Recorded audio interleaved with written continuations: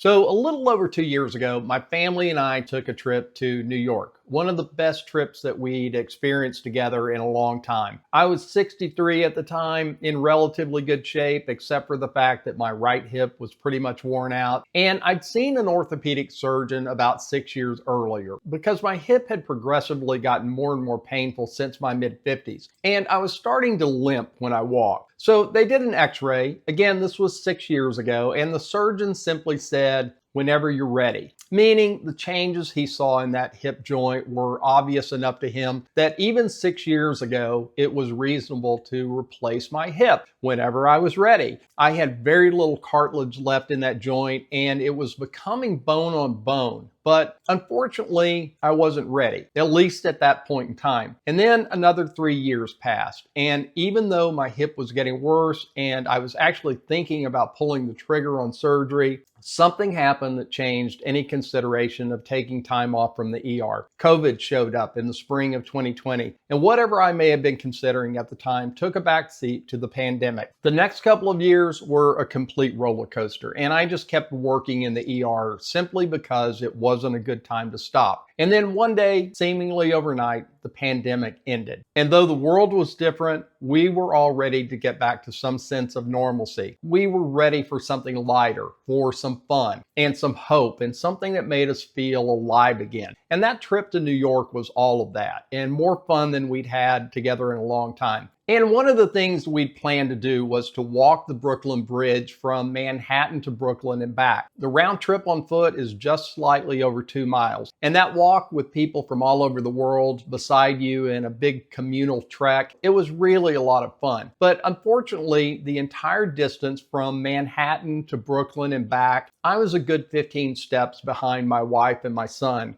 I simply couldn't keep up with them. I had always made my fitness a priority. I took pride in taking care of my body. So not being able to keep up with my family was really discouraging. But my limp had grown more and more pronounced, and I finally knew that the time of whenever you're ready had finally arrived. So 3 months after returning home from New York, I scheduled the surgery. I was still working full-time in the ER, and we had a lot of holes in the ER schedule, but I knew that there would never be a perfect time to take off work. So in late July of 2024, the parts were ordered and I was wheeled into the OR. And that afternoon, following a total right hip replacement that morning, I was up, standing, and walking without a cane. Why? Because I had been given a pericapsular nerve block, which blocked my pain for the first 24 hours. The day after surgery was an entirely different story altogether, and I couldn't get around without using a walker. So my cat kept me company. I slept on the couch and I slowly healed up. The pain gradually got better. And over the weeks and months ahead, I rehabbed my hip at home and gradually got stronger. I went back to the ER a little over 3 weeks later. And looking back from this point, 2 years post-op, here's what I can tell you. Having my hip replaced was one of the best decisions I have made from the standpoint of maintaining my overall health. So much is tied to our ability to walk and move, to continue exercising and strength training at full capacity. My lower back pain, which had been chronic for several years, improved as my gait and my skeletal alignment were finally restored. It took a lot longer than I anticipated it would for the swelling around my upper thigh and hip to go down, but at 2 years out, I can honestly now say that my right hip is no longer something that's consciously on top of my mind anymore. Now, that doesn't mean I'm not aware of it. I am. And I still have to be intentional about maintaining strength in my legs and the muscles surrounding that joint. But it's gotten easier to do that since there's no longer significant pain in that hip. So in contrast to our New York trip, a couple of weeks ago, my wife and son went to New Orleans for a few days. And it was just as much fun, if not more, as our trip to New York. But for me, it was without the limitations of a worn out hip. We were in New Orleans for about 4 days. Every day my Fitbit recorded over 15,000 steps. We went to the World War II Museum, which we'd seen on a previous trip to New Orleans. It was the third time my son had gone through the museum,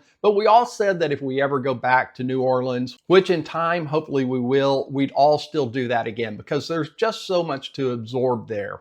But of course, one of the greatest parts of New Orleans is what everybody already knows. It's the food. And even though I've always watched my carb intake very closely and I tend to eat pretty clean, the bar for food, as I'm sure you know, is set pretty high in New Orleans. We went to Drago's and had multiple rounds of charbroiled oysters. We had plenty of oysters Rockefeller and escargot, and we ate some wonderful Italian food at a restaurant called Pulcinella, which is definitely worth considering if you find yourself in New Orleans and happen to like Italian food. Breakfast was incredible at Cafe Fleur de Lis, where I had oysters Benedict, which was just over the top. But one of the best things I've eaten in a long time was fried catfish and grits at the Ruby Slipper. I had that for breakfast. Just unbelievable food at so many locations. We went on a river paddleboat cruise, which was a lot of fun. It was just nice to spend time together as a family, watching the tankers and the cruise ships and the historic spots along the river line while soaking up the sun. Though I have to admit, it's pretty hot in New Orleans in July. But we were having a great time despite the heat. We had planned to fly home on the fourth day, but we decided to stay that day, one more day, to check out the New Orleans aquarium, where we saw penguins, multiple tanks full of jellyfish and piranhas. There were stingrays, sharks, there was a live butterfly exhibit, and a rare albino crocodile. It was all very cool and a lot of fun. But other than just being able to relax and spend time together as a family, which was really what made the trip special, the fact that we walked everywhere we went and that I wasn't slowing my family down and they weren't having to wait for me to catch up, that was when I realized what a blessing mobility really is and that I can't take it for granted. I turned 65 this summer, and during this trip, we walked multiple miles every day we were there. And along the way, I saw so many men and women struggling to walk, walking with canes, leaning on their spouses, or just walking slowly and so deliberately. And it made me grateful that I had the opportunity to get my hip taken care of, and that the technology has improved as much as it has, not only in orthopedic hardware, but also in so many other different areas of medicine.